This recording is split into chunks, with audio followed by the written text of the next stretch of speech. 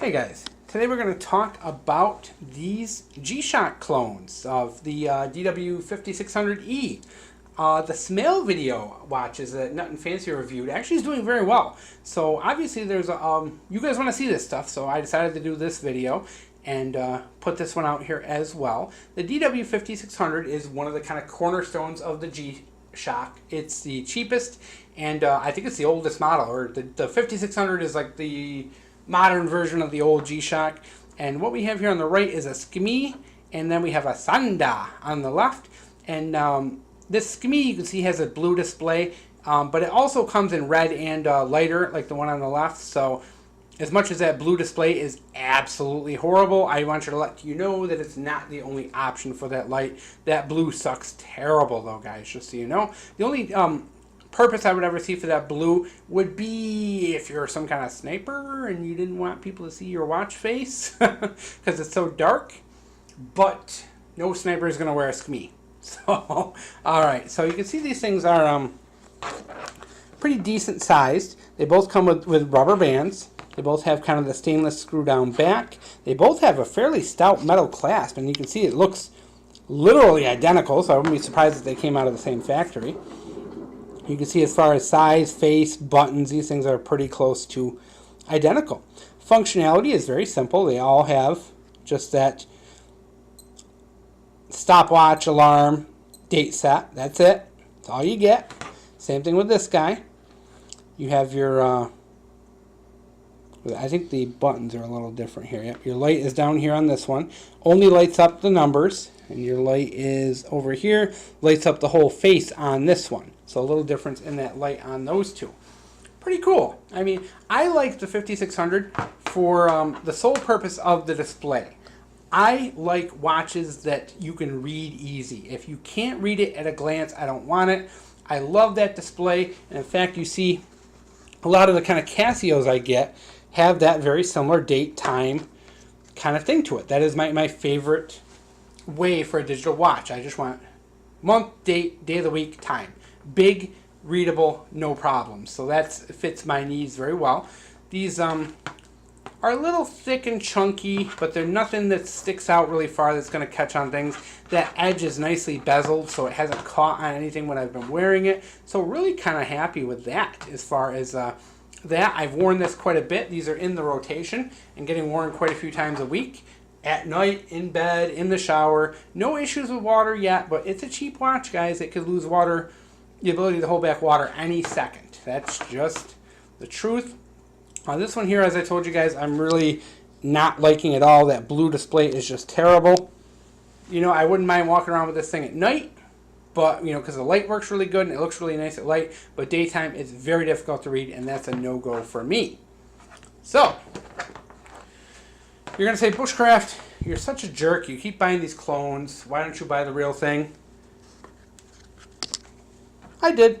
So we have the real Casio G-Shock to compare this bad boy to. Now, when you look at these, you can see the G-Shock, the 5600, is slightly smaller.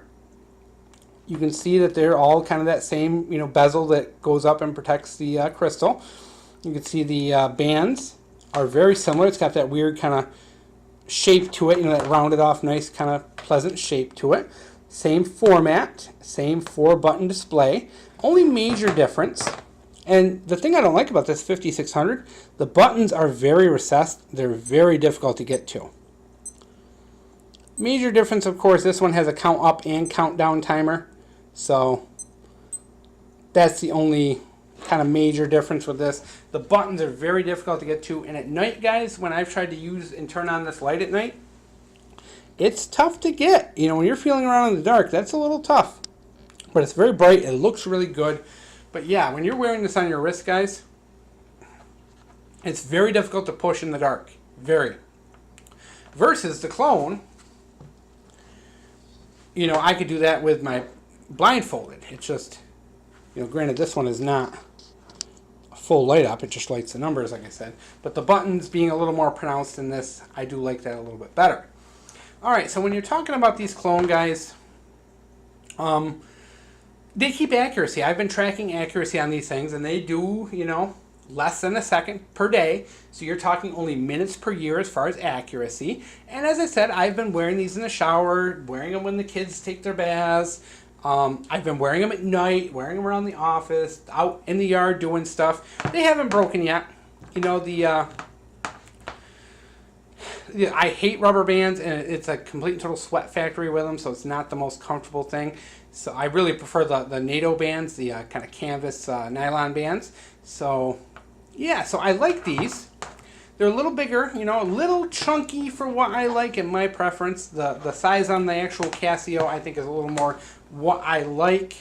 You know, you have that screw down back. The cool thing about these watches is you can replace the straps, but the problem is how they look. You know, when you replace these, because these are tapered, it looks kind of like an orange on a toothpick, because you have this big watch and then you have to put this little tiny thin band on it to get it to fit in there.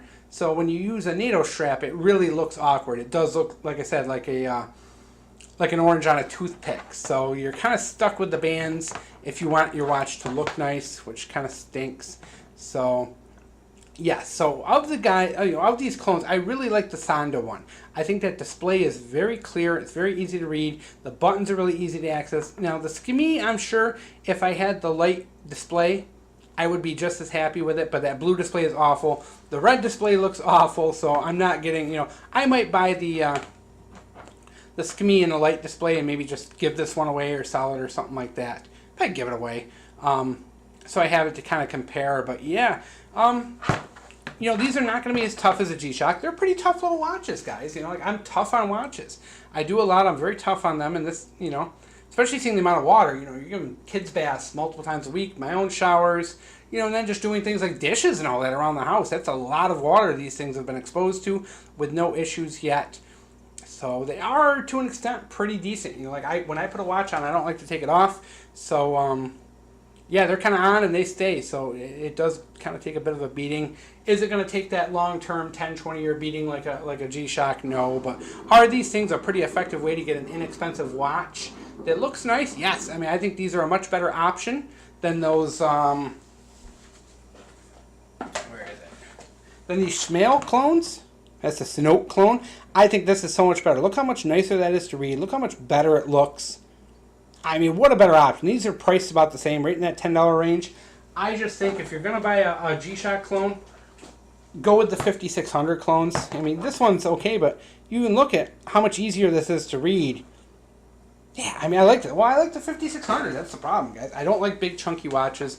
And you have the 5600, which I think is probably one of the better G-Shocks out there. And then a nice clone of it, you know. And as you can see, guys, I'm not just about saving money. I do have the original. You know, I have the 5600, so we have it all. And it is nice to be able to compare and contrast between them and see, you know. But you can see the display on that Sanda is really nice. It's actually a little bit brighter and a little easier to read than the G-Shock. That's kind of cool, you know. I like that. But, yeah, I mean, would I bring the Sanda to war? No, but I'm not going to war. You know, I'm a suburban commando, so... There these are, guys. They're inexpensive. I would say definitely if you want to get a good G-Shock clone, I think these are really good. You know, as I said, you know, like with these cheap watches, you never know how long the water resistance is going to last. I could literally do the dishes tonight and this thing might take on water like the Titanic. I don't know. You never know with them. You know, they could break at any minute, which is tough too. And replacing the bands is pretty much impossible on these. You're not going to find replacement bands. So if you break a band, you're pretty much replacing the whole watch. So since we're limited on time, down to the last minute, I'm going to put this on the wrist so you can see it. I do have an 8.5-inch wrist, so I do have a bigger wrist, which is important to note. You can see I have tons of room left, so this will fit pretty much anyone. You can see it is a little big and chunky on the wrist. I know that's the style, but I don't like the new style, guys. I'm not big on that, but it doesn't. Nothing sticks out to catch. It's pretty good as far as that, and I think it looks nice on my wrist, nice and bright, looks good. So I think it looks nice. It definitely looks nice. It just I like that little bit smaller in the Casio, but overall it fits nice, it wears nice, it's comfortable, and happy with it. I really like this one. I definitely, you know, if this broke, I would probably buy another, to be honest.